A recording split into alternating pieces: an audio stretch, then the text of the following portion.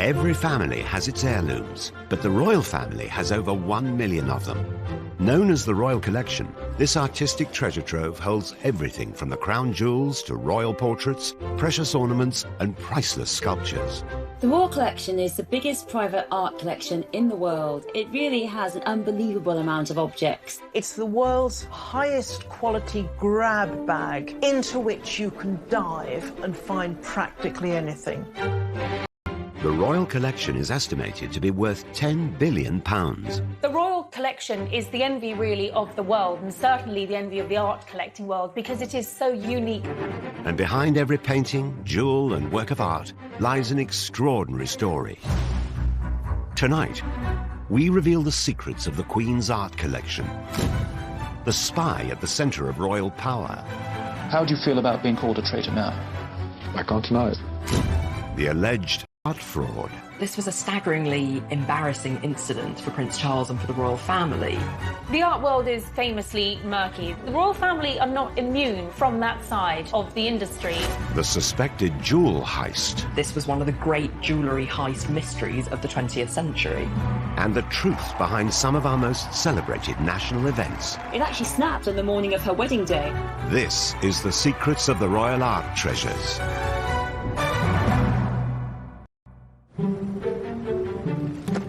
Behind palace doors, largely hidden from view, lies one of the royal family's most magnificent assets, the Royal Collection. We often quantify the Queen's huge wealth in terms of palaces, but we mustn't forget the Royal Collection. There's 1 million objects. It's valued at 10 billion. The Royal Art Collection holds a vast range of items that includes much more than just paintings. The Royal Collection is one of the largest and most important collections of art in the world. Drawings, paintings, sculptures that form part of this collection, and they are spread around 13 different residences, including Buckingham Palace and Holyrood House at Edinburgh. With some 7,000 paintings, a vast number are royal portraits. And one face appears time and time again. Our Queen, Elizabeth II. More than 100 artists have painted the Queen, of course. But very often, the occasion for a portrait, whether painted or photographic, has been some memorable occasion. Right through from the coronation through to the Queen's 80th birthday to the great Jubilees. By sitting for a portrait, the Queen is making herself accessible to the public. So I think it is another way of the monarch. Elizabeth, your undoubted Queen. One of the most iconic of these images captures her on the day of her coronation in 1953. The photo was taken by renowned society photographer Cecil Beaton. It looks as though the Queen is sitting in the Lady Chapel at Westminster Abbey, but actually this portrait was staged in the throne room at Buckingham Palace using a photograph of Westminster Abbey as a backdrop. And that really underlines that element of theatre that is always part of royal portraiture and pageantry. It's this young, glamorous Queen in her full robes, but Cecil Beaton wrote about her purity of expression. When our Queen took the throne, the nation was recovering from the aftershocks of World War II. Rationing had only just ended, and the bitterness over the abdication crisis of 1936, when Elizabeth's uncle Edward VIII renounced the throne, was still very raw. I have found it impossible to carry the heavy burden of responsibility. The monarchy needed to project an image that spoke of a new start. Beaton really captures that sense of optimism for the future, I think. There's also a sense of her steadfast gaze out of the frame of the picture, looking towards the future. Cecil Beaton's iconic photo was a masterclass in royal PR. The monarchy's power and majesty is reinforced in every detail of the photo. Everything about the picture is symbolic. She's wearing the imperial state crown. In her left hand, she holds the orb, and in her right hand, the scepter with the cross. She's sitting so poised and alert right at the centre of the picture. And the way the robes fall around her, they create this very stable pyramid in the picture, suggesting perhaps the stability for the country of the arrival of this new monarch. And special painting or photo of the Queen has been added to the royal collection at regular points throughout her reign. Each one is a chance to mark the progression of her time on the throne. In amongst the formal portraits have been some surprising works. In 2012, the Queen bought 4 Andy Warhol prints of her own image for the royal collection. Well, the image of the Queen is probably one of the most powerful and instantly recognisable images in society. I mean, she is immediately familiar. Warhol's arrival at his London gallery is like a royal progress. Andy Warhol was a founding father of the pop art movement. He took images of the world's most famous faces and reproduced them over and over, as if they were more mass-produced commodities than worked century. Andy Warhol, he was the man who invented the saying, "We all have 15 minutes of fame." In the Queen's case, it's an awful lot more. And I think what he's trying to convey here is what happens when you repeat an image so many times, that the way the public engages with these famous figures is more with the trace of the person or the idea of what they represent rather than the real person underneath. Although it's not known how much the Queen paid for this item, other Andy Warhol prints of iconic celebrities have auctioned for over $80 million. While the Warhol portraits cemented the Queen's status as an icon, other portraits in the royal collection have been noticeably less glamorous. In 2000, she agreed to be painted by controversial artist Lucian Freud. Many people complained that it made her look lined, lumpy. It really isn't a flattering portrait. At the time of this portrait, Lucian Freud was the biggest name in British art. His pictures would sell for nearly £20 million, and by the time he died in 2011, he had accumulated the largest estate of any British artist, £96 million. Although the most successful artist in Britain, his portrait of the Queen met with controversy. I think it's fair to say that the portrait provoked mixed reactions when it was first unveiled. I think the Sun newspaper said that Lucian Freud should be sent to the Tower for painting this picture. The Queen's portraits in the royal collection are surprising insights into her personality. With works by both Lucian Freud and Andy Warhol, she's marking herself out as more modern than she's often thought to be.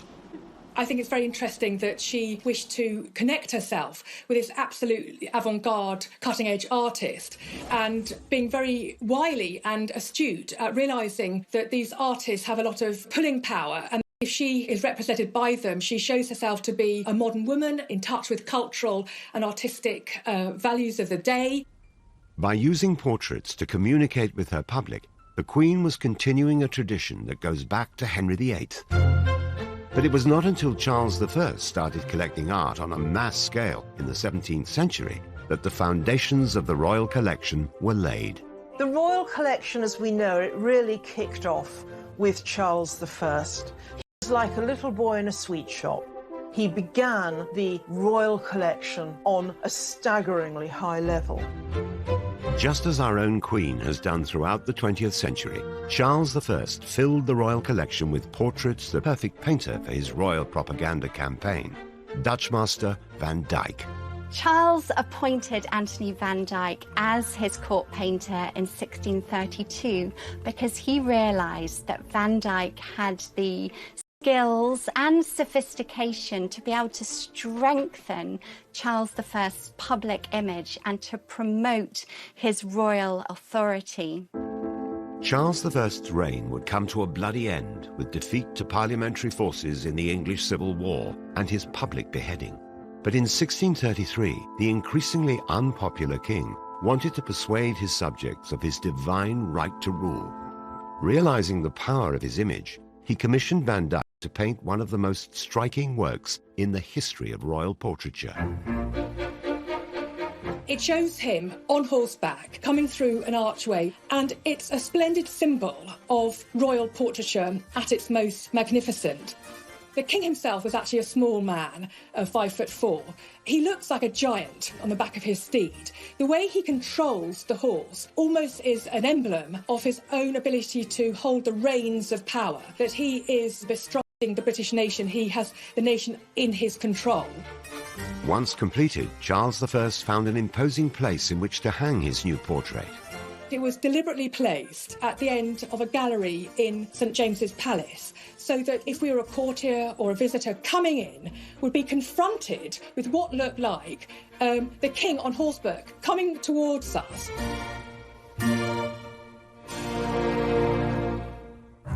Like those who went before her, our Queen continues to connect with the British public through the images she commissions of herself. But the Royal Collection not only holds paintings, it also boasts some of the most famous and valuable jewels in the world. And when the Queen really wants to dazzle her public, nothing brings a sparkle to the royal family like the crown jewels.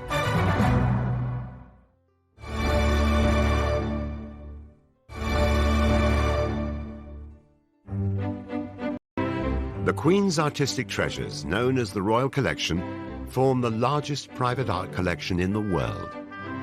Many of these some 1 million items are publicly displayed at Buckingham Palace and galleries around the country. Yet the collection's most iconic items are kept deep inside the Tower of London. It is here that the Queen's most cherished artifacts are guarded, the crown jewels. The crown jewels must surely be among the most dramatic, visible signs we have of our history. For almost a millennium, the Tower of London has been considered the safest place. Staggeringly valuable, staggeringly impressive collection. The crown jewels are the items used by the monarchy in sacred and historic ceremonies, most notably the coronation. The crown jewels really are the most powerful symbols of British monarchy. Often called the regalia, made up of entirely different objects. There's 143 of them, I believe. Crowns, sceptres, plates, spoons, trumpets, all of them are encrusted with these incredible stones. I mean, you never see such big diamonds and pearls and rubies. They almost look so big that you think they have to be fake, they're so huge. There are nearly 23,000 individual jewels embedded in the regalia of the crown jewels. Each one adds something different to the crown jewels, not only in terms of the value of the stones themselves, but the symbolism and the history and the culture of the jewels themselves. With some of the largest and most valuable stones in the world, debate rages over the value of these historic items. What is the value of the crown jewels? That is a very interesting concept. Do you value it on the commodity itself or the addition of the cultural history? It's priceless. I mean, if you saw one of those jewels on the open market, you'd immediately know and you'd tell the Queen. But there's some estimation that they could be worth $5 billion. So that's an incredible sum. Every year, 2.5 million visitors see the crown jewels in one of the most heavily guarded locations in the capital, the Tower of London's Jewel House. The chances of stealing these are very slim indeed. There is a round-the-clock protection operation that includes 22 guards, 100 security cameras, bomb-proof glass, which means you simply cannot get through to get those jewels. Of all the regalia on display, it is the crowns that generate the most fascination. The crown jewels has 3 main crowns: St Edward's crown, the Imperial State crown, and the Queen Mother's crown. And the 2 that our Queen wears are St Edward's crown and the Imperial State crown. The last and grandest symbol of all is the crown of St Edward. The St Edward's crown was used to crown the Queen in the historic coronation ceremony of 1953. So the St Edward's State crown has the arches. It is the heaviest. It weighs a whopping 2 kilograms. So when you're sitting there waiting to be crowned and 2 kilograms comes onto your head, it takes a lot of practice. In fact, the Queen practiced very diligently for her coronation, putting books on her head, really to practice what it would be like to carry 2 kilograms of jewels on there. Although St Edward's crown is the most symbolically important of the 3 in the royal collection, it doesn't hold the most valuable stones in the crown jewels. And it doesn't have the gigantic diamond or a gigantic ruby that the Imperial State crown has, or even the Queen Consort's crown, the Queen Mother's crown. It can be had, we believe, for a bargain price of 32 million. Once the Queen's coronation ceremony was completed in Westminster Abbey, St Edward's crown was exchanged for the lighter but more valuable Imperial State Crown. The Queen, now wearing the Imperial State Crown, leaves the chapel to the strains of the national anthem. Which is probably the most instantly recognisable crown. It is the one that the Queen wears every year for the state opening of Parliament. My lords, pray be seated. It has some 2,868 diamonds and weighs over a kilo. And the Queen has said that you actually can't look down while you're wearing that crown because it is so heavy to wear. So when you see this thing actually moving, it's a shimmering mass of light with all of these major stones set within. The third crown in the royal collection is not actually worn by the Queen. Known as the Queen Mother's crown, it was made for Queen Elizabeth, consort of King George VI and mother to our current Queen. The Queen Mother wore it for the 1953 coronation. Since then, it's only been used in a royal ceremony once. When the Queen Mother died, it was placed on her coffin, and it won't be worn again until we have another Queen consort. And that will definitely be Princess Catherine, who will become Queen Catherine next to King William. And will it also be worn by Camilla? Will she be crowned with Charles? The current approach to the royal family is that she will not be Queen Consort, she will not be crowned, her title will be Princess Consort, but we shall see. The crowns may be the most symbolically important items in the royal collection, but it is the jewels encrusted on each one that really dazzle the crowds in the Tower of London. The royal family owns some of the most splendid, extraordinary and expensive jewels in the world. And those sparkling diamonds, one of which is worth £400 million on its own that sits in the sceptre, I think really represents the splendour and the glamour and the wealth of the royal family. Known as the Cullinan One, this stone is the largest clear-cut diamond in the world at 530 carats. The Cullinan One is a remarkable stone. It's almost flawless. It's a beautiful white, transparent stone, pear-shaped. The Cullinan One still remains the most supreme white diamond in the world. The Cullinan One was cut from a vast stone found in South Africa in 1905. This diamond, the largest ever found, yielded three other jewels, the Cullinan II at 317 carats, found in the Imperial State Crown, and the Cullinan III and IV, turned into experts. The true value of the four Cullinans lies elsewhere. I think the real value lies in how they're tied with British history and how they have shaped our history and our culture. And so I think it'd be a very difficult thing to actually value. Although each jewel holds a unique story, many have controversial provenance. The Kohinoor diamond that sits in the Queen Mother's crown has a particularly checkered history. Although its origins are unknown, it was in possession of rulers based in South and West Asia before coming into Queen Victoria's possession in 1849, when the British East India Company defeated the Sikh Empire in Punjab. It's very strongly felt that it was not bought and not obtained fairly. It was obtained under the force and oppression of empire. And therefore, the governments of India, Afghanistan, Pakistan and Iran have claimed it and said it is theirs. And so far, the British government have refused to give it back and said it belongs here. Unlike the Kohinoor, the discovery of the Cullinan is very well documented. It was found at the Premier Mine, owned by South African mining magnate Thomas Cullinan. This was probably the greatest historical find of any gemstone in the whole world. A worker was looking at the surface dumps and found glinting in the wall this huge crystal. Took this out of a pocket knife, took it up to the mine office and weighed it and studied it, and they had in their hands the largest diamond ever found at 3,106 carats. Absolutely incredible. Preparations were made for the stone to be transported to Britain, where Thomas Cullinan's agents would put it on sale.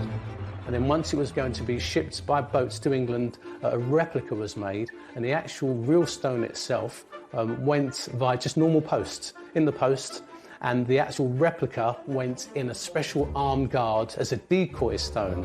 The stone went on sale, but due to its high price tag, remained unsold after 2 years. It was eventually purchased by a South African politician and gifted to King Edward VII in 1907 as a symbol of unity after the Boer War. The stone was then transported by train to Sandringham. It had its own first-class carriage with the royal detectives. The head of Scotland Yard took it to King Edward VII, and the rough stone was gifted to him on his 66th birthday. With the largest rough diamond in history at his disposal, the king now had to decide how to cut it. Diamonds are very strong, and so they had to find a person who would, be very careful and not damage the stone in any way. And so the great company, the celebrated company Ashers of Amsterdam, were appointed to cut this stone. And so they came to London, they studied the stone for a week to find out how to cut this thing. And remember, this stone is fist size, it's as big as my fist. A chisel in the top, smacked it with the hammer to break it, and the chisel broke. After another attempt, the stone was cleaved into 4 separate diamonds. The 4 Cullinan jewels are now the showpieces in the crown jewels. But beyond the items in the Tower of London, the royal collection is rich in other priceless regalia that bestow splendour and authority on whoever wears them. As well as the jewels and the crowns in the royal collection, which bring incredible visual splendour to the royal family, coronets are also very, very important. They are essentially smaller crowns. And I think probably the most famous coronet is the one that was used for the Prince of Wales's investiture. The coronet for sovereignty. Prince Charles's coronet took centre stage in his 1969 investiture ceremony. It's incredibly unusual. It's got an orb at the centre of the piece with quite futuristic spikes around it, so it's immediately recognisable. The royal collection provides the star items for any coronation or investiture. Yet weddings too are given a dash of glamour with treasures from the Queen's personal jewellery box. We're most used to seeing tiaras at royal weddings, but we also see them at state receptions as well. And they are usually gifted within the royal family and handed down from one woman to another. So there is that historical link. The tiaras are what we all have in our head when we think of a princess fantasy, Disney style. On her wedding in 1947, the Queen wore the Queen Mary fringe tiara, given to her by her mother. There's actually a great story behind it, in that it snapped. It actually snapped on the morning of her wedding day, and a palace aide had to rush it to the jeweller to mend it and then rush it back. And if you look very closely, you can actually see the break there when it snapped, because these are very delicate items. More recently, in 2018, Meghan Markle wowed the crowds at her wedding when she wore the Queen Mary diamond bandeau tiara. But it was reported later that the tiara generated controversy behind palace doors.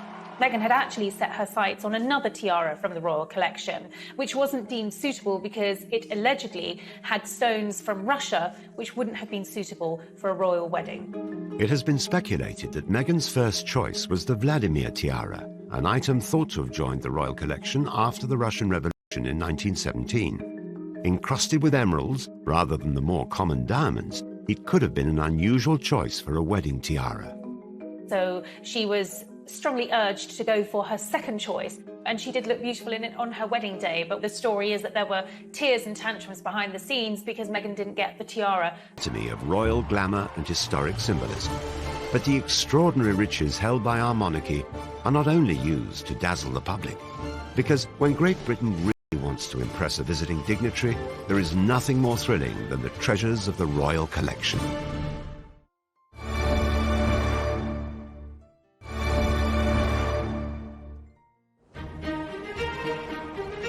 The royal family's art treasures form an unparalleled collection of paintings, jewellery, tapestry and objects. And these treasures serve a purpose when the Queen holds a state visit. The Queen normally hosts about 2 state visits every year. A president or a king or a queen comes from a different country, and a very central moment of this is when the Queen takes the head of state on a personal tour of the royal collections, and they will see the treasures, and they very often are shown various items that refer to their country. The director of the royal collection will draw up a list in conjunction with the librarian who's based at Windsor Castle, and they will then draw up a list, pass it on to the Queen, discuss with the Queen, because obviously you don't want a vast array of items, but enough to whet the appetite of the visitor, just to give them an idea of what the royal collection has and what it's all about. When the Obamas came to visit, they were shown a first edition of the book, Birds of America, which I think the value on the open market was something like £11 million.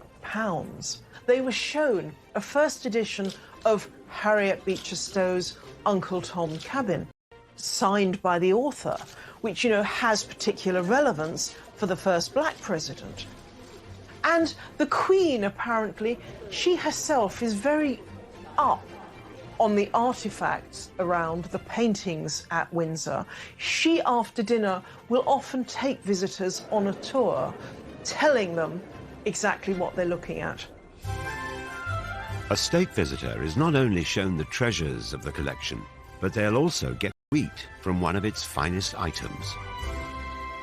A state banquet is a glittering occasion, and a lot of that is due to the incredible dinner service. And this is George IV's dinner service. It's silver and gilt, and it's just gigantic. 4,000 items.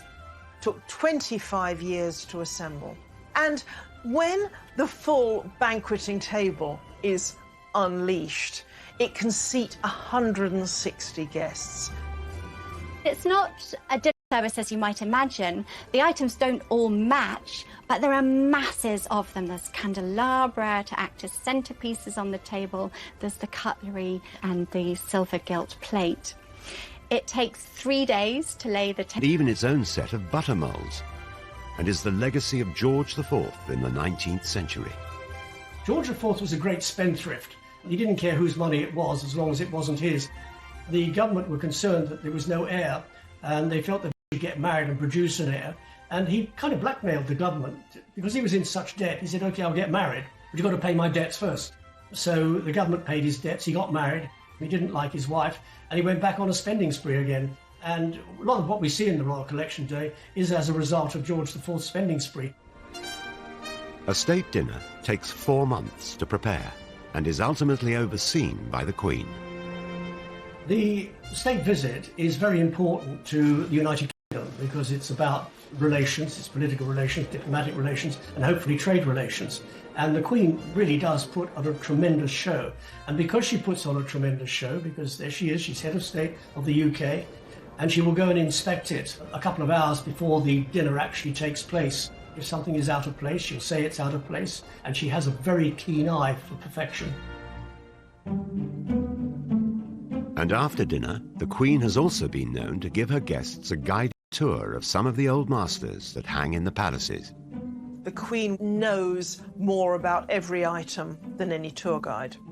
But I don't know if we really have the feeling that she has a huge personal interest in art, except perhaps as it shows horses. What sort of art does the Queen like? Well, I suppose first coming to mind are horses. Yes, she loves horses, she loves dogs, she likes people as well, not necessarily in that order. The Queen doesn't profess to be an art aficionado or an art historian. It's the old cliché, isn't it? She likes what she likes. Perhaps some of the greatest collectors of more recent times are Queen Victoria and her consort Prince Albert, who added their treasure to the royal collection. I think Victoria and Albert, part of their relationship was entwined through art. So I don't think you can put enough emphasis on the fact that almost art was the glue that forged their love between themselves. So they both loved drawing and etching. They both visited exhibitions together. They both sat for portraits and photographs. Queen Victoria and Prince Albert shared a great enthusiasm for art, and they would often exchange artistic gifts on occasions such as birthdays and Christmas. Prince Albert especially was very knowledgeable. We owe a lot to Prince Albert. One of Albert's big things was education. His legacy, in a sense, is what's been called Albertopolis, the complex of museums in South. Began putting things together so that the British people had a chance to see more of what the British monarchy were viewing every day. Victoria's choice of art at times reveals the passionate relationship that the couple enjoyed, such as Florinda by German painter Franz Xaver Winterhalter. This is a painting that Queen Victoria bought for Prince Albert's birthday in 1852. And if you think of our slightly buttoned up, straight-laced idea of Queen Victoria, this picture looks rather surprising. You know, Queen Victoria is the monarch who famously, when she visited the V&A Museum, they had to go around and put fig leaves on all of the sculptures.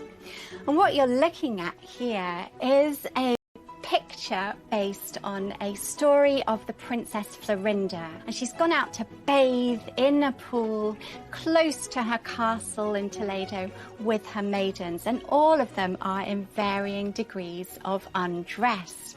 Now, what Florinda doesn't know is that the young Rodrigo is spying on her from behind the bushes, and the story is that Rodrigo fell in love with her so passionately he then seduced her, which made her father, the Count, so angry that he actually went out and encouraged the Arab invasion of Spain. And during the battle, Rodrigo was killed. What I find very interesting is that this painting was chosen to hang in Osborne House, the most intimate of the royal residences, over their working desks where Victoria and Albert would do their paperwork. And so it was an image that they would both be enjoying on a daily basis. And I think being such an essential image of semi-clad women says quite a lot that they chose that in their private working space. We know that they had a very loving and close relationship. Queen Victoria can't have been a prude. She had 9 children with Albert.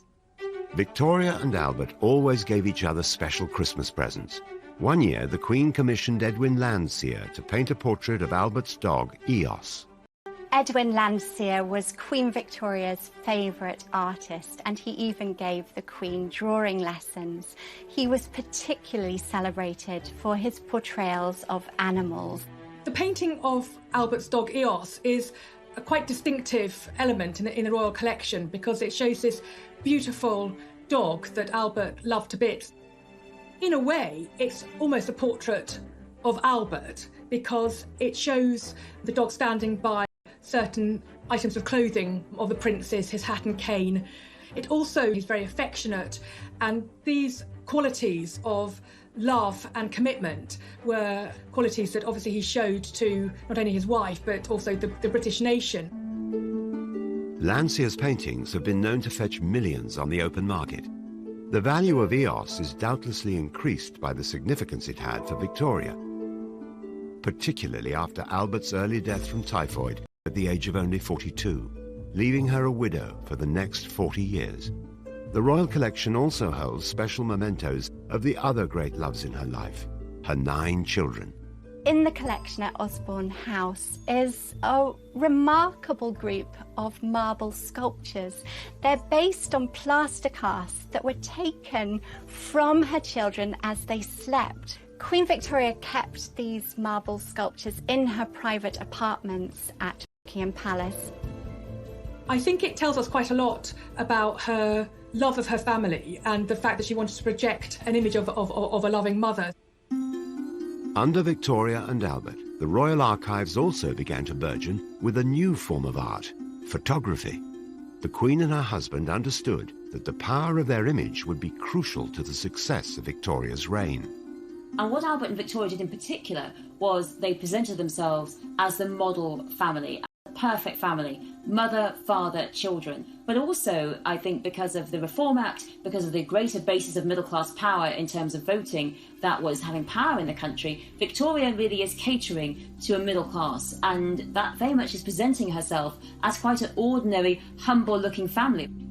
Like these portraits in which Albert and Victoria are just looking like they're chatting in Windsor Castle, in which Victoria looks like any Victorian mid-century housewife. She's got a very ordinary outfit on. They look like any ordinary couple, which was really quite revolutionary at the time. Every king normally has himself painted in bling or intimidating, and here's Victoria looking like anyone's next-door neighbour.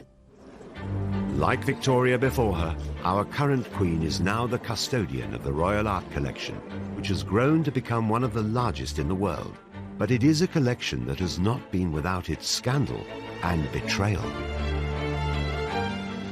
How do you feel about being called a traitor now? I can't deny it. And the family's treasures have also been a target for theft. This was one of the great jewellery heist mysteries of the 20th century.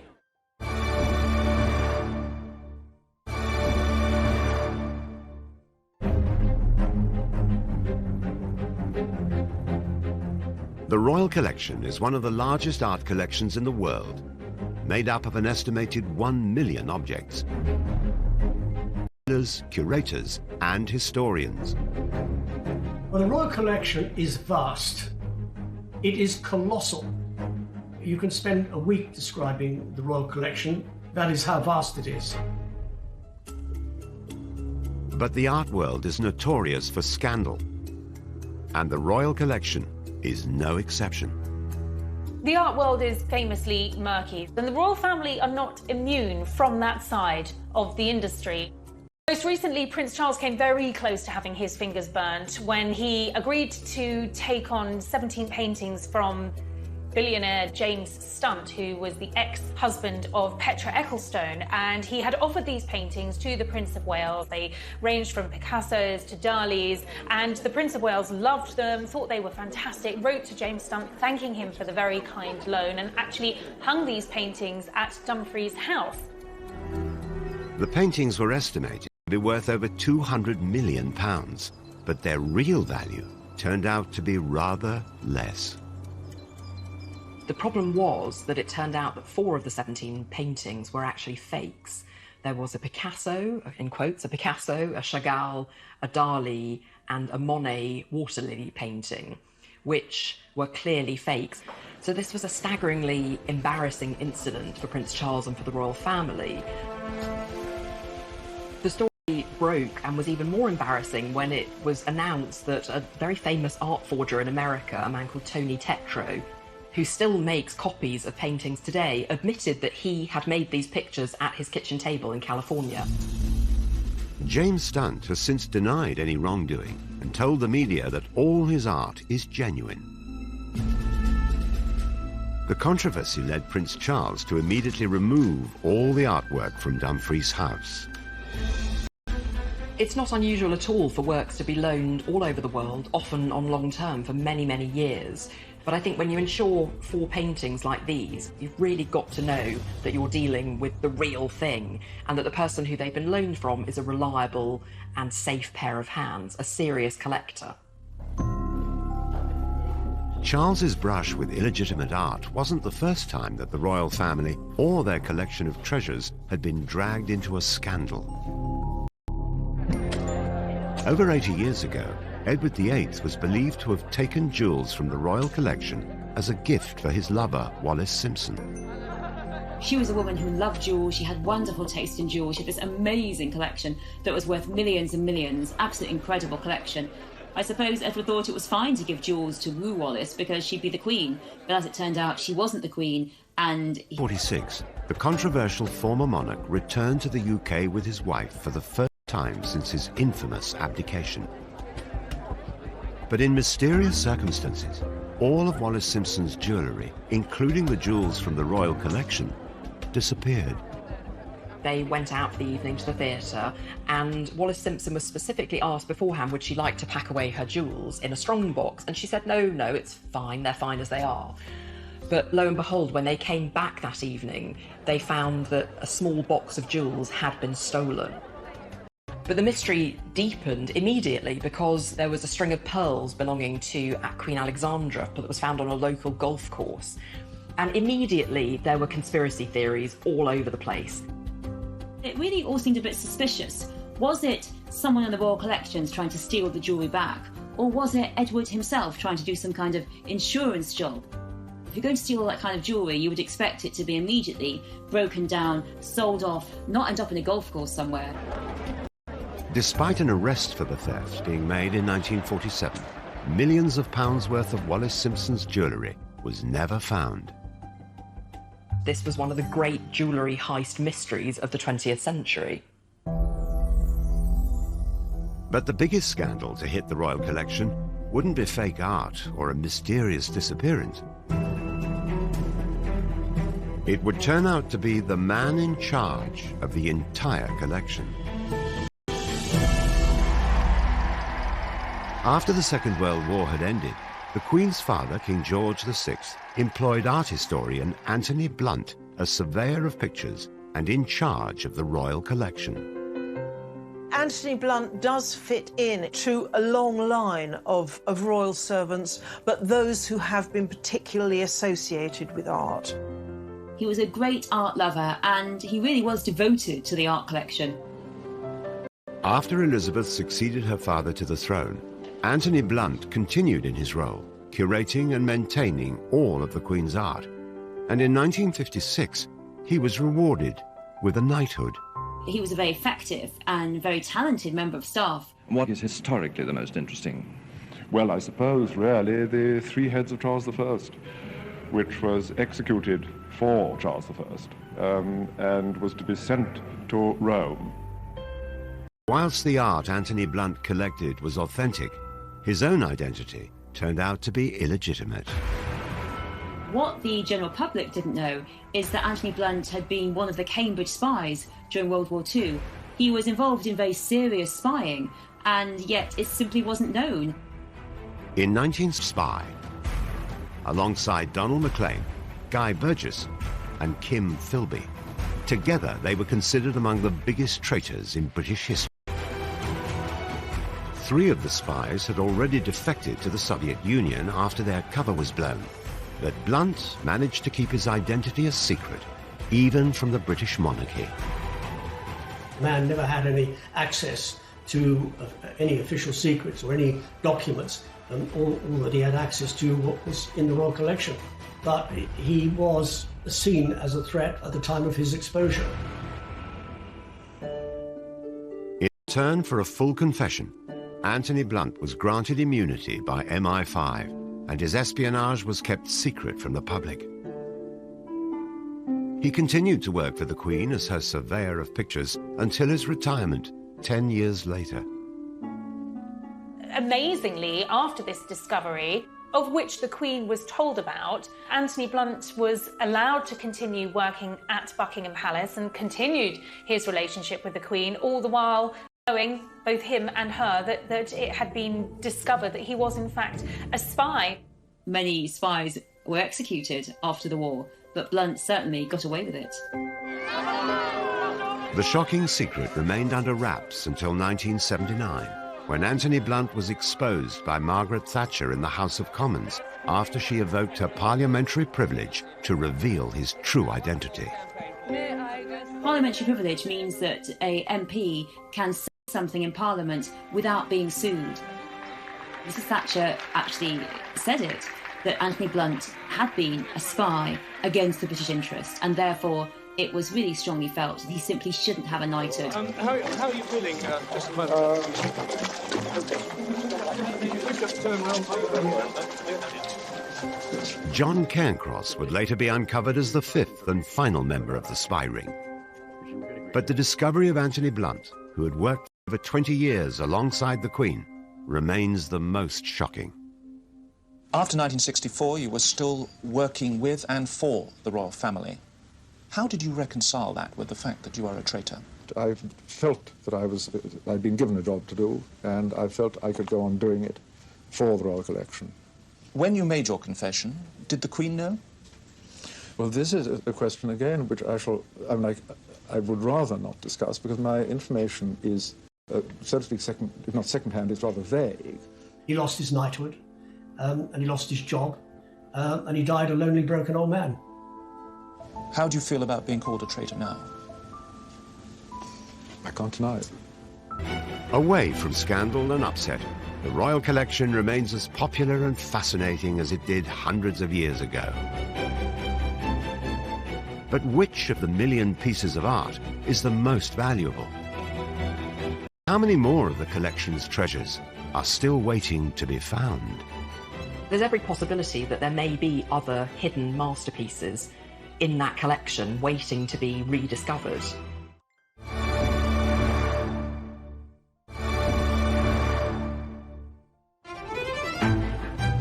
Hidden within the royal palaces are some of the most valuable and unusual pieces of art ever to have been made. The royal collection actually holds one of the most extensive collections of Fabergé objects anywhere in the world. There are around 600 objects, and that ranges from the famous Fabergé eggs through to flowers, commemorative plaques, jewellery, boxes. Some of these treasures, made by the jeweller Carl Fabergé, were gifts that the Russian royal families would give each other for Easter. The enthusiasm for Fabergé pieces was soon taken up by their British royal cousins.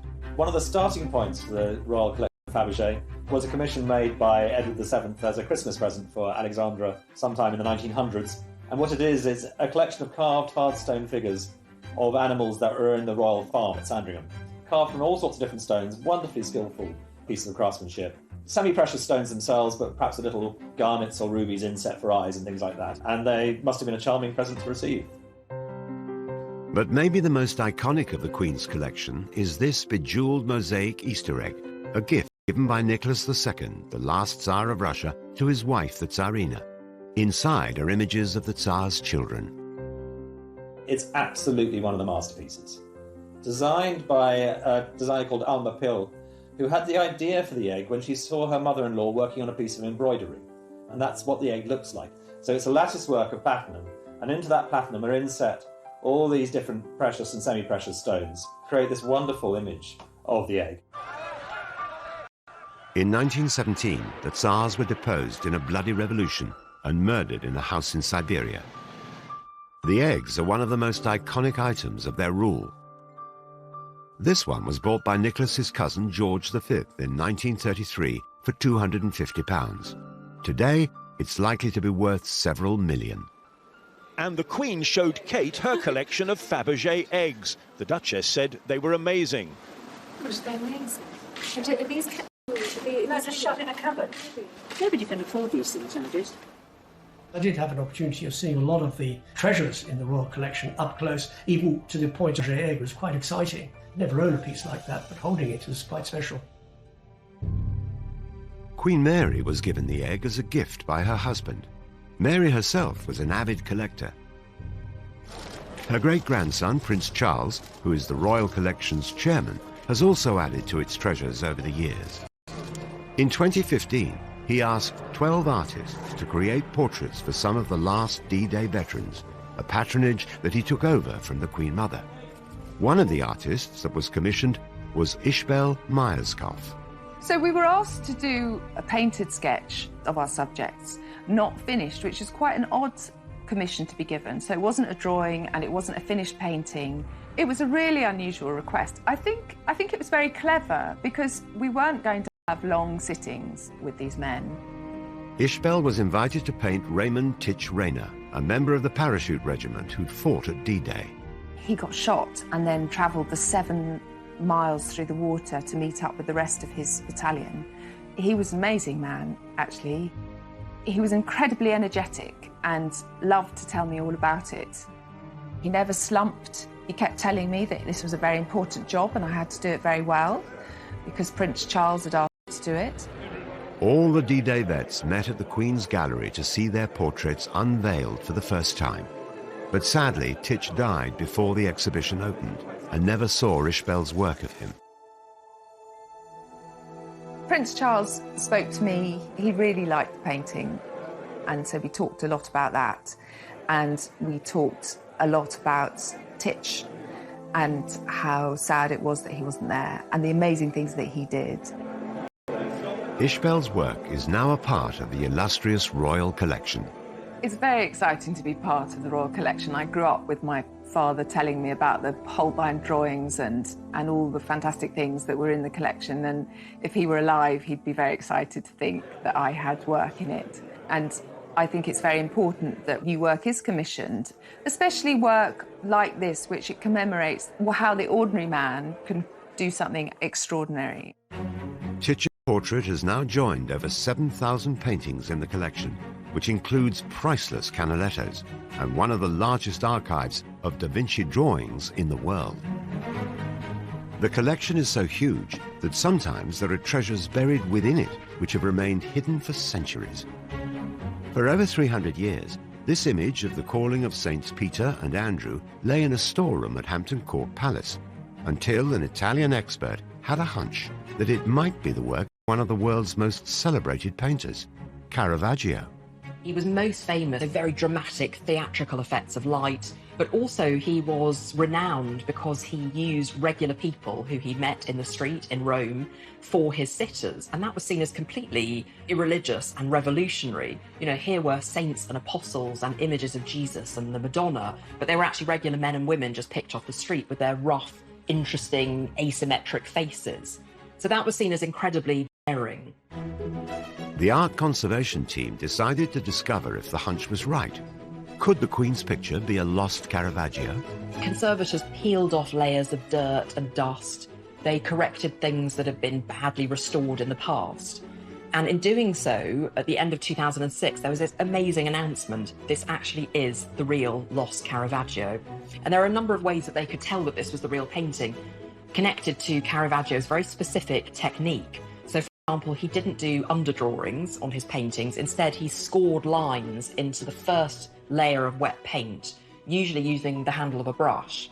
And then he painted directly on top of that. And they found that technique as they did the X-rays and they did the conservation work on this painting. This work is now one of the most treasured in the Queen's collection, with some estimates valuing the painting at £50 million. And I think it's extraordinary to think that such an unrecognised masterpiece could have been sitting in the royal collections. But of course the collection is vast. It has over 1 million objects, which includes, in the painting collection alone, over 7,000 paintings. So there's every possibility that there may be other hidden masterpieces in that collection waiting to be rediscovered. The Royal Art Collection continues to grow and is seen by millions of people each year. But how much of it was lost when tragedy struck in 1992? I had a phone call from a radio station in Berkshire saying, "Can you tell me about the fire?" And I was quite surprised. I said, "What fire?" I said, "Oh, there's a fire at Windsor Castle." The Queen was extremely upset. And who really owns the magnificent collection of masterpieces? The monarch or us?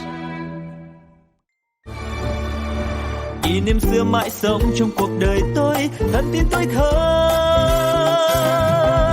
Rồi ngày tháng trôi đi, bao nhiêu mong ước xa xưa chỉ còn là kỷ niệm. Từng đêm tôi nhớ về cuộc đời đua trên bốn bề giàu lo, nhiều lúc ước mơ rằng được phép nhiệm màu đưa tôi về thuở xa xưa, bay cao cùng cánh diều đua chơi với đám bạn. Hồn nhiên ngày thơ vui đua ngày tháng, để lòng tôi hân hoan dưới trời mây, ngày xưa dấu yêu còn đâu.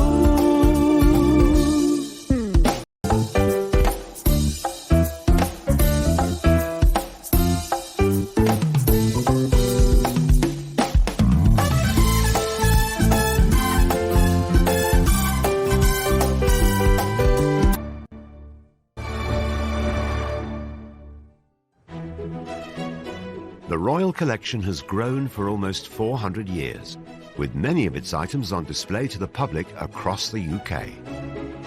It is part of the national heritage that we have this collection, that we are lucky to have this collection and lucky that we are able to show this collection to millions of people every year. But much of the art remains private and for royal eyes only. So who really owns this magnificent collection? We've got to make very clear that the Queen does not own the royal collection. She is its custodian. She owns it as Queen, as sovereign, but she doesn't own it personally. These are all silk ties from Shane Connolly. Yes. It is the nation's collection of art. She is the caretaker, if you want, of the collection. She holds it in trust for the nation. Today, the Royal Collection can be visited at several residences across the UK. But at the start of Queen Elizabeth's reign, the Royal Collection was completely private, despite the British taxpayer funding its upkeep. There was a feeling about the Royal Collection was, well, we're paying for it, why is it all behind closed doors? In 1962, the Queen attempted to address the issue by opening the Queen's Gallery, allowing the public to see items from the Royal Collection for the very first time. The gallery was once upon a time the Queen's Chapel, private chapel at Buckingham Palace. but it got bombed during the war. And there wasn't really a need for a private chapel at the palace anymore. And it was Prince Philip who came up with the idea, well, why don't we create a gallery? In what used to be the chapel of Buckingham Palace, a new art gallery presents a wonderful opportunity for the public to see some of the treasures owned by the Queen. The opening of the Queen's Gallery came at an important moment, the early 60s, when there was a huge awareness that the royals needed to make themselves and their possessions more accessible to people. Rembrandt's Lady with a Fan, acquired by George IV in 1819. One outstanding masterpiece from the collection.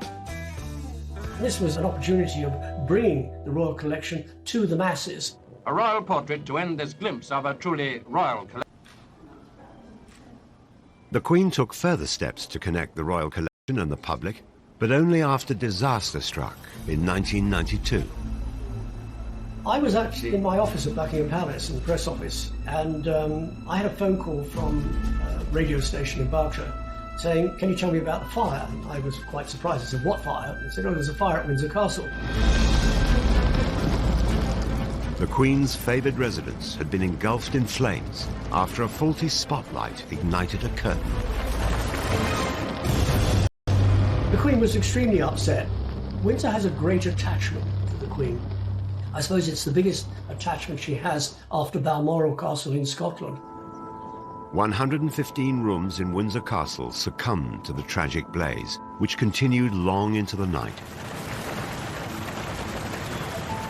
But miraculously, only 2 works of art from the royal collection were lost in the fire. But the impact of the fire on the royal collection, fortunately, was quite minimal. But the monarchy was really under the cosh because nobody knew how this was going to be paid for. In order to fund Windsor Castle's £62 million restoration, the Queen decided to open up several state rooms within Buckingham Palace to the public. And within a week, bookings for the next 3 years were sold out. Changing the guard at Buckingham Palace, always popular with tourists, but from tomorrow nearly 500,000 people will have the chance to see inside. The Queen also established the Royal Collection Trust, a charity that would ensure the upkeep of all the royal art.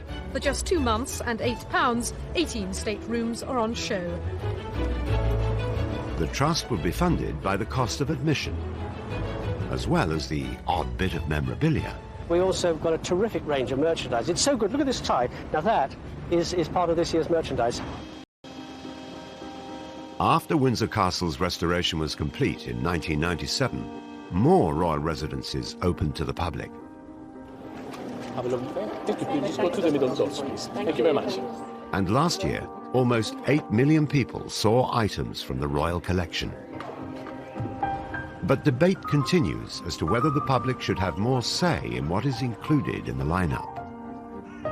There's always been a very delicate balance between monarchy and public, because the monarchy is one thing and the public is something else. And yes, there are those who say that it should be joined up, but how joined up should it be?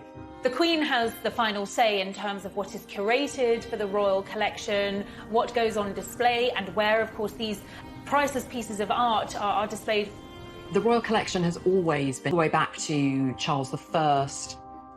I think it's interesting too that living monarchs now and members of the royal family continue to commission into the collection.